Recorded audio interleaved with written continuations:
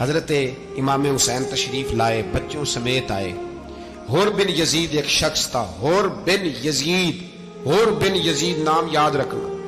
حور بن یزید ایک مختصر سا لشکر لے کے اس نے امام حسین کو ایک جگہ پہ روکا، پھر دوسری جگہ پہ روکا، بالآخر تیسری جگہ پہ روکا تو امام حسین نے فرمایا جگہ کون سی ہے؟ کہا حضور کرب و بلا۔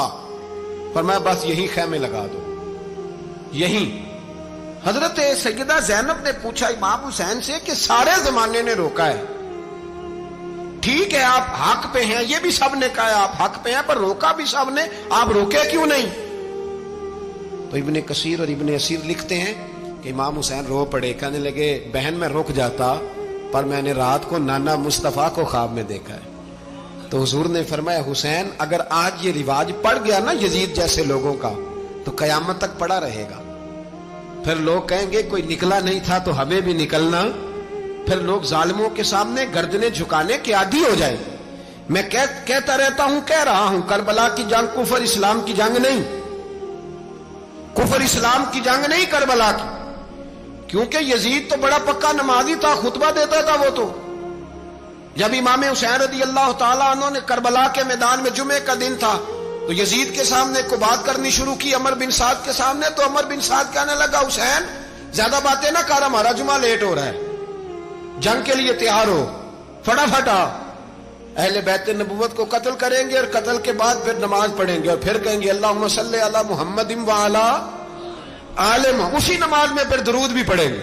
یہ کیسا مرتبہ ہے، کیسا انداز ہے، دوستی قاتل سے بھی مقتول سے یارانہ بھی۔ حور بن یزید امام حسین سے کہنے لگا مجھے حکم ہے آپ کو روکنے کا، آپ آگے نہیں جا سکتے۔ امام صاحب نے فرمایا وجہ؟ زمین اللہ کی ہے۔ اس نے کہا آپ بیعت نہیں کر رہے، یزید کی حالات آپ کے حق میں درست نہیں ہیں، آپ نہیں جائیں گے۔ امام روک گئے۔ ظہر کی نماز کا وقت ہوا تو حضرت علی اکبر امام حسین کے بڑے صاحبزادے انہوں نے اذان ظہر پڑھی تو حور بن یزید کے لشکر نے امام حسین کے پیچھے نماز ادا کی۔ کہا بھئی تم مقابلے میں آئے ہو، نماز پیچھے پڑھتے ہو؟ کہا حضور مقابلہ تو تلواروں سے کر رہے ہیں پر ہمارا دل تو مانتا ہے نا کہ مصطفیٰ کا نواسہ بڑی شان والا ہے۔ حور بن یزید نے 3 نمازیں لشکر سمیت امام حسین کے پیچھے پڑھی ہیں، 3 نمازیں، ظہر اثر اور مغرب۔ پھر امام حسین کے سامنے شرائط پیش کی کہ آپ کو یہاں گھیر لیا گیا ہے، یہاں آپ بیعت کریں گے، یہاں آپ جنگ کریں گے، 2 ہی باتیں۔ امام حسین نے فرمایا نہیں بھائی بیعت تو میں نہیں کرتا، اس کے علاوہ تم جو کہتے ہو میں کرنے کو تیار ہوں۔ اس نے خط لکھا، عبید اللہ ابن زیاد کو ایک بندہ دوڑایا پیچھے، کوفے چند میل پہ کوفہ تھا، کہا وہ نہیں مان رہے، کیا کرنا ہے؟ تو حسین ابن علی ہے، میں زیادہ دیر انہیں روک بھی نہیں سکتا۔ انہوں نے پیغام دیا حور بن یزید کو کہ کرنا کچھ بھی نہیں، ان کا پانی بند کر دو، بلیک میل کرو، کھانا پانی نہیں ملے گا، چھوٹے چھوٹے بچے ہیں، خود ہی مان جائیں گے۔ حضرت امام علی مقام کے بارے میں حور کے پاس جب یہ پیغام آیا تو حور کہنے لگا میری طبیعت نہیں مانتی حسین پر پانی بند کروں، دل نہیں مانتا۔ جب یہ لفظ کہے نا دوبارہ تو پھر عبید اللہ ابن زیاد نے عمر بن سعد کو 10,000 آدمی دے کے بھیجا، کہا حور بن یزید لچک دکھا رہا ہے حسین کے حق میں۔ ایک رے کا علاقہ تھا، بڑی وہاں فصل ہوتی تھی، لوگ کوشش کرتے تھے وہاں کا گورنر بننے کی، کوشش کرتے تھے۔ تو عبید اللہ ابن زیاد کہنے لگا تمہیں رے کی گورنری ملے گی، سب سے سرسبز و شاداب علاقہ، تمہیں وہاں کا گورنر بنایا جائے گا اگر حسین کے خلاف لڑو گے۔ یہ اتنی زبردست ہوتی ہیں گورنریاں کہ گورنریوں کے لیے لوگ نسل رسول کے خلاف بھی نکل آتے ہیں، یہ اتنی تگڑی ہوتی ہیں، اتنی جلدی وفاداریاں بدلتی ہیں۔ امام حسین کو روک لیا گیا، عمر بن سعد نے روک لیا۔ 1 محرم کو امام آئے، 7 محرم تا روکا گیا، 7 محرم کو پانی بند کر دیا۔ جانور پانی پیتے تھے، گھوڑے پیتے تھے، کتے پیتے تھے، لیکن مصطفیٰ کے گھرانے کو پانی پینے کی اجازت، 3 دن تک پانی بند رہا۔ 9 محرم کو عمر بن سعد نے اور لوگ بلائے۔ شمر ایک بڑا سخت آدمی تھا، سنگ دل بدبخت، جس نے حضرت علی اصغر کے گلے پر تیر مارا تھا، وہ اور لشکر لے کے آیا۔ رات کو کہنے لگا امام حسین رضی اللہ تعالیٰ عنہ سے کہ بس بڑا ہو گیا، یہ 9-10 محرم کی درمیانی رات، یا آپ جنگ کریں گے یا آپ بیعت کریں گے، 2 ہی باتیں۔ امام حسین اندر گئے، سیدہ زینب سے مشورہ کیا، باہر آئے، فرمایا بات وہی ہے جو پہلے دن والی ہے۔ او بھائی بچے ساتھ ہو، सहरा का इलाका हो, तपती हुई रेत हो, इतने कठिन और सख्त हालात, चारों जानब मौत ही मौत, दूर दूर तक अपनों का नामो निशान कोई नहीं, और अकेले फैसला करने वाले इमाम हुसैन, बाकी सारे बच्चे हैं या औरतें, सारे बड़े अकेले। इमाम हुसैन रज़ी अल्लाह ताला अन्हु ने फरमाया, भाई बैत तो मैं नहीं करता, बाकी जो तुम्हारा प्रोग्राम है। शिमर और इब्ने साद कहने लगे फिर जंग के लिए तैयार हो जाएं। क्या अंदाज है इमाम हुसैन का। फरमाने लगे कल जंग करूंगा, मुझे पता तो है जंग का नतीजा क्या निकलना है, एक रात मुझे दे दो ताकि मैं खुल के अपने रब की इबादत तो कर लूं। हुसैन ने जाना है, मुझे पता है कल रिजल्ट 72 और 22,000 का क्या एक रात मुझे दो, मैं मालिक से राज न्याज तो करूं, मैं गोया उससे पूछूं तो सही कि मालिक मेरे वालिद भी शहीद हैं, भाई भी शहीद हैं, नाना को भी दुखों में देखा है, तो अब मेरी बारी है, तो मालिक मैं हाजिर हूं, मुझे मौका तो दो, इसलिए कि मेरे नाना ने बदर में भी सारी रात इबादत की थी, सुबह मुझे मौका दो। और दुनिया का उसूल है जब कोई मौका मांगता है तो दिया जाता है।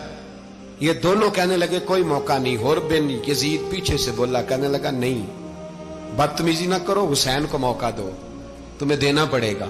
मौका दिया। हुर बिन यजीद ने फिर मिन्नत की, कहा हुजूर आप मेहरबानी करें मान जाएं। फरमाया मानने वाला खाता कोई नहीं।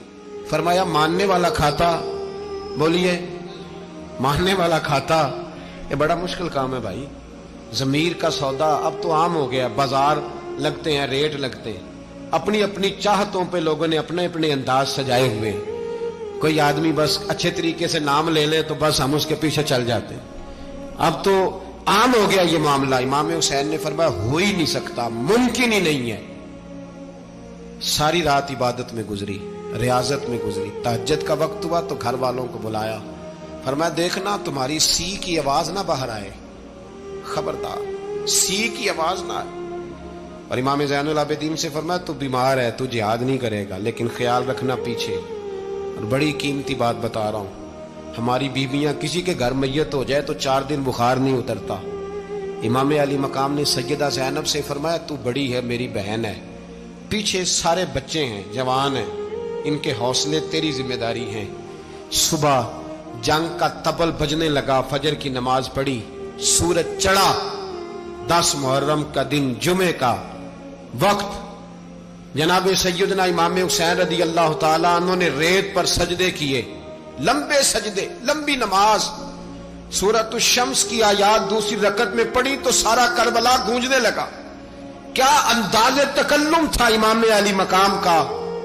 नमाज मुकम्मल हुई तो हुर बिन यजीद, अमर बिन साद और शीमर से कहने लगे वाकई हुसैन से लड़ोगे, पता नहीं कौन है। कुल्ला सालुकुम अलैहि अजरन, तुमने नहीं पढ़ा, इल्लल मवद्दत फिल कुर्बा, तुम्हारी आंखें बंद है। अल हसन वल हुसैन सय्यदु शबाब अहले जन्नह, तुम्हें नहीं पता। कहने लगा चुप कर, हुकूमत नजर आ रही है।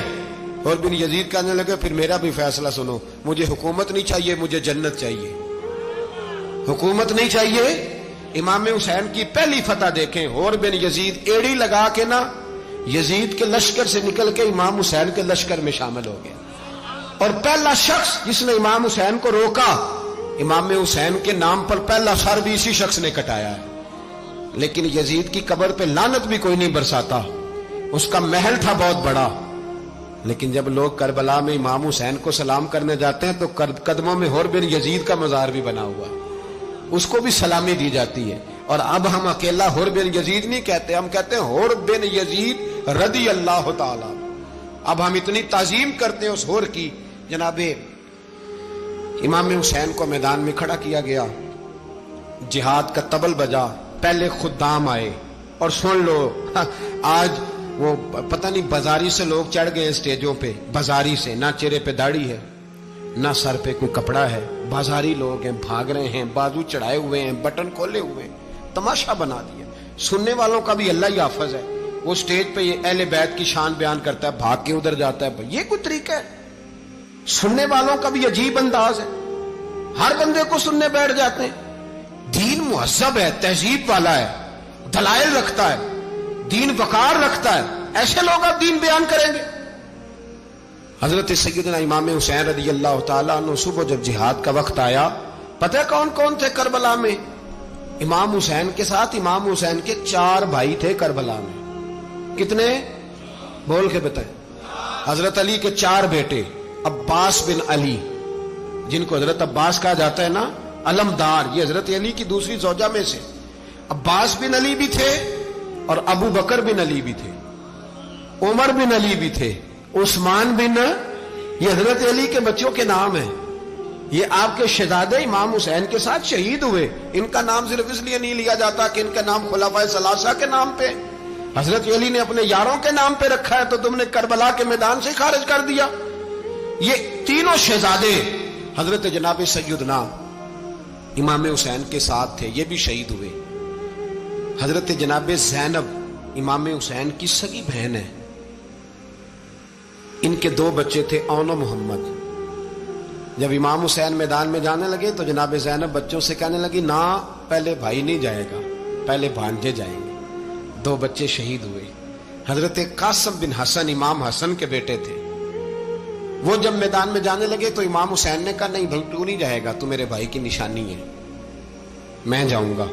تو حضرت قاسم بن حسن نے ایک تعویذ کھول کے دیا کہ ابا جی میرے والد نے کہا تھا جب بڑی مشکل آ جائے تو تعویذ کھول کے دیکھنا.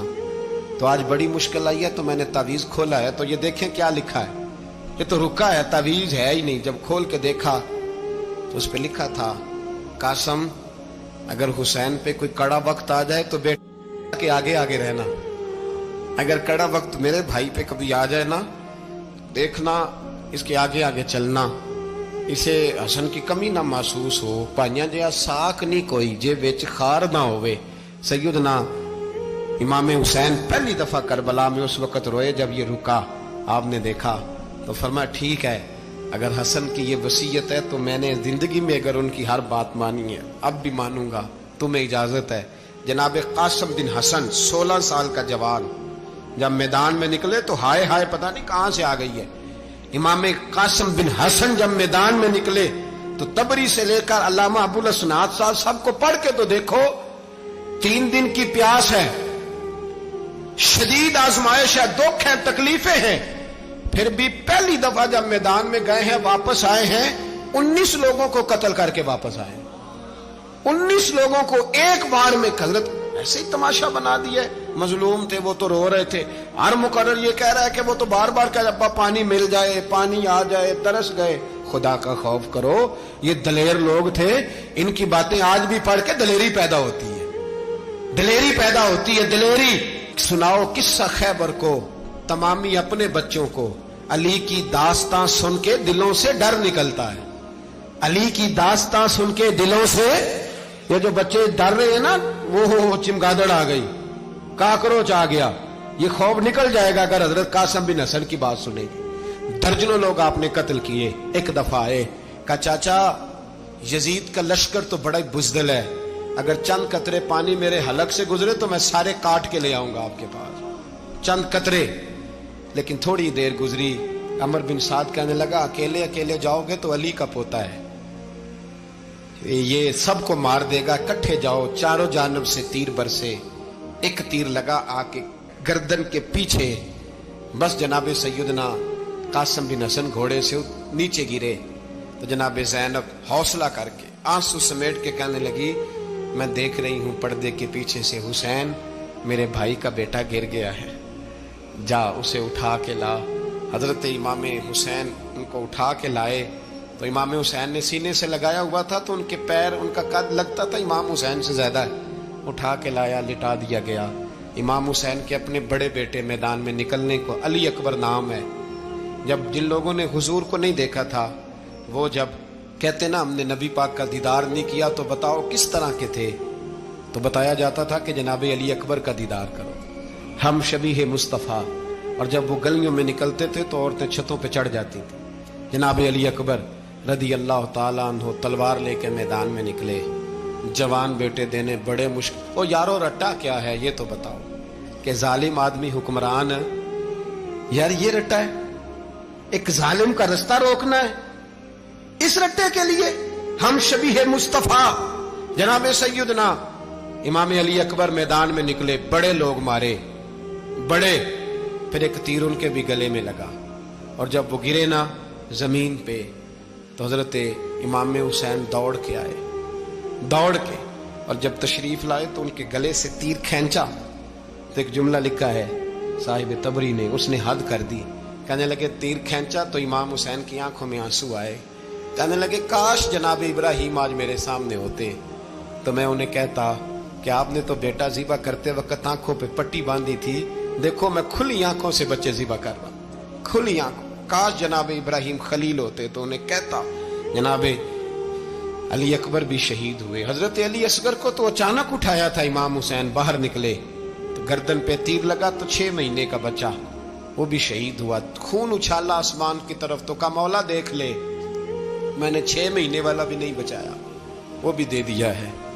फिर हजरत अब्बास को बेटियों ने कहा कि अब ना, कुछ कहते हैं पहले शहीद हुए, कुछ ने लिखा बाद में, अब हमसे पानी के बगैर नहीं रहा जाता। तो जनाब अब्बास पानी का मशकीज़ा लेके निकले, बाहर निकले, एक हाथ कटा, दूसरे पे मशकीज़ा वो भी कटा। देख लो मैं पस मंजर पे हूं अभी तक, मैं बता रहा हूं कि जिहाद किसके खिलाफ था? जालिम हुक्मरान के खिलाफ, जालिम काफिर के खिलाफ नहीं, मुशरिक के खिलाफ नहीं। हजरत इमाम हुसैन रज़ी अल्लाह ताला अन्हु ने हर जगह एक ही बात की कि यजीद शराबी है तो बच्चे कटवा दूंगा, शराबी को वोट। ये एक नहीं, हर किताब में यही लिखा, हर किताब में, और हर मसलक की किताब। यजीद चूंकि मुजरे देखता है, रंडियों का नाच देखता है, बच्चे कटवा दूंगा, उसके हाथ में हाथ। इमाम हुसैन ने फरमाया चूंकि अल्लाह की हदों को तोड़ता है, हुकूकुल्लाह पामाल करता है, हुदूदुल्लाह, बच्चे कटवा दूंगा लेकिन उसके हाथ में हाथ। सारा दिन खुद मुजरा देखना और 10 मुहर्रम को 2 देगे पका के हुसैनी बन जाना, सारा साल खुद गंद मंद करना, शराबियों के साथ रहना और 10 मुहर्रम को 2 आंसू बहा के याद रखना। मैं हमेशा कहता हूं, फिर कह रहा हूं, जिसके मोबाइल में गंदे गाने हैं, गंद देखता है, शराबी कबाबी का सपोर्टर है, वोटर है, या मुजरे देखता है, आता जाता है, वो याद रखे कयामत में इमाम हुसैन का हाथ होगा, उसका गिरेबान होगा। हमसे न रकम होंगे कसीदे यजीद के, हम लोग तो हुसैन के सीरत निगार। हजरत अब्बास बाजू कटा, फिर पानी तो भर लिया था, ला ना सके, फिर गर्दन कटी तो शहीद हुए। बच्चों की भी शहादत हुई, पर जब उनका लाशा उठाया तो इमाम हुसैन कहने लगे मौला अब ना हुसैन की कमर कमजोर हो गई है, अब कमजोर हो। और भाई एक मैयत हो जाए तो 4-5 दिन तो पूरी आंखें नहीं खुलती, कैसा जर्री खानदान है। थोड़ी देर गुजरी तो इमाम अली मकाम ने पटका बांधा, सर पे दस्तार बांधी, मौला अली की तलवार पकड़ी, नबी पाक का इमामा बांधा और घोड़े पे सवार हुए तो कहने लगे ज़ैनब घर तेरे हवाले और मैं अल्लाह के हवाले, घर तेरे हवाले और मैं। और फिर इमाम हुसैन निकले, इमाम अली मकाम निकले। रावी कहते हैं कि ये जलवा पहले भी बड़े सोने थे, पर आज जो रंग देखा वो कभी नहीं देखा। क्या अंदाज था, जिधर जाते नारा लगाते तो हद हो जाती। इतने लोग इमाम हुसैन ने काटे, इतने काटे, फिर वापस पलट के आए और कहने लगे ज़ैनब जरा पर्दे के पीछे से देख तो सही मेरी बहन, इन बुज़दिलों को जुर्रत ही नहीं हो रही हुसैन के मुकाबले में आने। एक दूसरे को धक्का देते, तू जा तू जा, फिर इकट्ठे वार हुए। ये कौन है कटा हुआ, लिबास है फटा हुआ, ये बिल यकीन हुसैन है, नबी का नूर ऐन है। फिर चारों जानिब से तीर बरसे तो इमाम अली मकाम चूंकि नमाज का वक्त हो गया था, उतरे घोड़े से, खून बह रहा था, गर्म तरीन रेत से तयम्मुम किया, सर सजदे में रखा और जब शिमर आपकी गर्दन काटने लगा तो कहने लगे ठहर जा जरा, रब से एक बात कर लेने दे। और फिर बोले इमाम हुसैन, कहने लगे मालिक तू अब बता के हुसैन से राजी है कि नाराज है, तू बता। तो फिर एक आवाज आई, या अय्यतुहन नफ्स मुतमइन्ना इरजिई इला रब्बिकी रादियतम मर्दिया। फरमाया नफ्स मुतमइन्ना वापस आ जा, तू अल्लाह से राजी है, अल्लाह तुझसे राजी। इमाम हुसैन वहां शहीद हो गए। अब ये काफिला इमाम हुसैन का सर काट, जरा देखना गौर करना, सर काट के नेज़े पे रखा है, जिस्म करबला में पड़ा है। औरतों को घोड़ों पे बिठा के ले जाया गया यजीद के दरबार में। यजीद पहले उबैदुल्लाह इब्ने ज़ियाद ने बदतमीजी की, फिर यजीद ने की। सऊदी अरब का एक मौलवी बोल रहा था, सऊदी अरब का, उनसे भी बड़ा इश्क है, जिसने तकरीर सुननी हो मेरे पास है। हमें लोग मशवरे देते हैं कि जो यजीद को अच्छा कहे और हुसैन को बागी कहे उसको हम इमाम मान लें।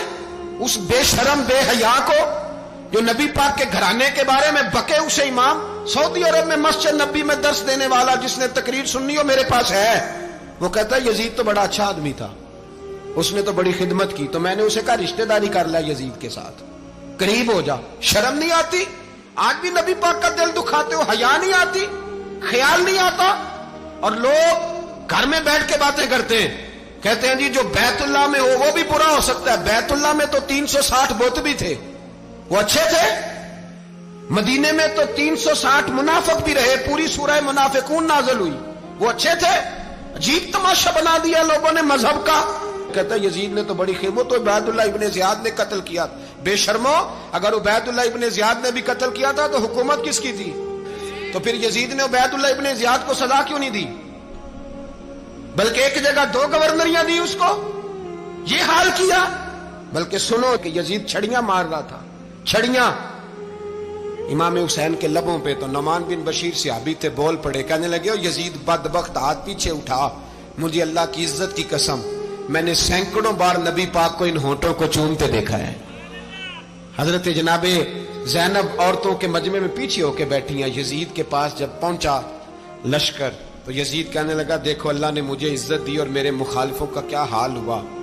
تو بی بی زینب بول پڑی، اتنے صدمے سہے پر آواز توانا ہے، جاندار ہے، جاندار۔ ہمارا کسی بندے سے جائیداد کا رٹا نہیں، ہم تو چاہتے ہیں امت اکٹھی ہو جائے، لیکن جو بندہ نبی پاک کی ماں کو دوزخی کہے، حضور کے باپ کو جہنمی کہے، یزید کو امیر المومنین کہے، اس کے ساتھ اتفاق رائے کر لیا جائے، یہ مذہب ہماری سمجھ میں نہیں آتا، بالکل نہیں آتا، قطعاً نہیں ہماری سمجھ میں آتا۔ کیسے اتحاد کر لیا جائے؟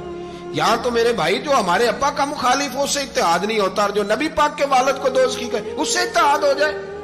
کہتے ہیں جی وہ جی اتنی فرقہ واریت ہو گئی، ہم کس مسجد میں جائیں؟ 60 پارٹیاں پاکستان میں رجسٹرڈ ہیں جو الیکشن لڑتی ہیں، کبھی کسی بندے کو ٹینشن نہیں ہوئی کہ کس کے پاس جائیں کس کے پاس نہ جائیں، کبھی نہیں کوئی بولا کہ اب وہ بھی کھڑا ہو گیا، وہ بھی، کوئی ٹینشن نہیں۔ مذہب کی باری ٹینشن ہو جاتی ہے، اتنا بڑا مذہب ہوتا ہے بھائی، غلط بندے بھی آ جاتے ہیں بیچ میں، تھوڑا پہچان کے چلنا پڑتا ہے صحیح کون ہے اور غلط۔ اور یہی تو ہمیں امام حسین نے بتایا ہے کہ مذہب کے اندر ہی تم نے شناخت کرنی ہے کہ بندہ ٹھیک کون ہے اور بندہ غلط۔ یہی تو کربلا ہے، یہی تو امام حسین نے بتایا، کفر اسلام نہیں، حق اور باطل۔ تو سمجھیے گا حضرت سیدہ زینب نے جب سنا نا کہ یہ کہہ رہا ہے کہ مجھے اللہ نے عزت دی، تو جناب زینب بولی، نعمان بن بشیر کہتے ہیں بی بی بولی، اتنے صدمے ہیں پر جناب زینب بولی اللہ اکبر، اس انداز میں بولی کہ پہلے قرآن مجید کی آیت پڑھی، کہنے لگی وَتُعِزُّ مَن تَشَاءُ وَتُذِلُّ مَن تَشَاءُ بِيَدِكَ الْخَيْرُ إِنَّكَ عَلَىٰ كُلِّ شَيْءٍ قَدِيرٌ۔ اور پھر کہنے لگی یزید تو بکتا ہے، کہتا ہے کہ تو عزت والا ہو گیا، یہ تیری حکومت ہے، 4 دن گزرنے دے، تجھ پہ کوئی لعنت بھی نہیں برسائے گا، اور میرے بھائی کا قیامت تک ممبروں میں اور خطبوں میں ذکر ہوا کرے گا، وقت گزرنے دے۔ جب جناب بی بی زینب بول رہی تھی تو حضور کے ایک نابینا صحابی پاس بیٹھے تھے، جناب نعمان بن بشیر کا ہاتھ ہلایا، ہلا کے کہنے لگے کیا علی آ گئے؟ تو علی کی آواز لگتی ہے، جبریل امی بول رہے ہوں جیسے، حکمت کے گوہر رول رہے ہوں جیسے، دربار دمشق میں بی بی زینب کا خطاب، منبر پہ علی بول رہے ہوں جیسے۔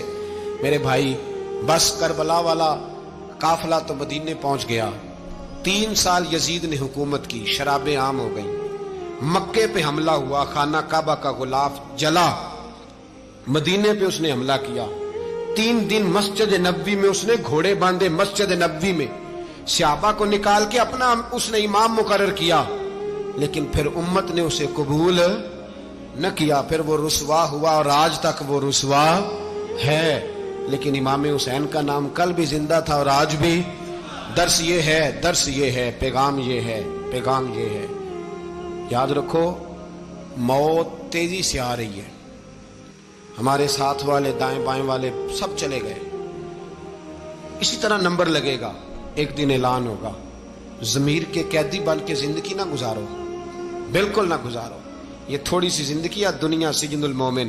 حق بات کرو، حق پہ ڈٹنا سیکھو، دین سمجھو، خبردار رسول پاک صلی اللہ علیہ وسلم کے دین میں ظالم، جابر، فاسق، فاجر کی کوئی گنجائش قطع نہیں ہے۔ اپنے آپ کو سمیٹو، اپنے آپ کو سنبھالو، دین میں اپنا کردار ادا کرنے کی کوشش کرو۔ دین طلب کرتا ہے ہم سے کہ ہم نے دین کو کیا دیا ہے. امام حسین نے سارا گھرانہ دین کے لیے دے دیا. ہمارا جو بچہ کسی کام کا نہیں رہتا اسے مدرسے داخل کراتے ہیں. ہم نے دین اتنا کمزور کر دیا ہے کہ عالم اگر شور نہ کرے، عالم اگر شور نہ کرے، زور نہ کرے، گھٹن والا ماحول ہو گیا. مذہب کی پوزیشن کمزور کر دی. اب جہاں تک اس بات کا تعلق ہے جی فرقے ہو گئے، تو میرے بھائی یہ کوئی اتنی خطرناک بات ہے، یہ کوئی اتنا مشکل معاملہ نہیں ہے. یہ تو امام حسین نے بتا دیا تھا کہ یزید کے طور پر ایک غلط فرقہ کھڑا ہو گیا ہے، لہذا اس کا مقابلہ کرنا ہے. اس میں کوئی بری بات ہے؟ لیکن ایک سبق ہے بزرگوں کا کہ اگر سچی بات بھی نہیں کرنی تو پھر اس منبر کا حق ادا نہیں ہوتا. جو سچ بولے وہ حسینی ہے، جو ظالم کے سامنے کھڑا ہو جائے وہ حسینی ہے. جو مصلحت کوش ہو، جو کہے ٹائم نہیں، گراؤنڈ ریالٹی نہیں، حالات نہیں، طبیعت نہیں، موقع نہیں، تو ابھی امام حسین کے پیغام کو نہیں سمجھا.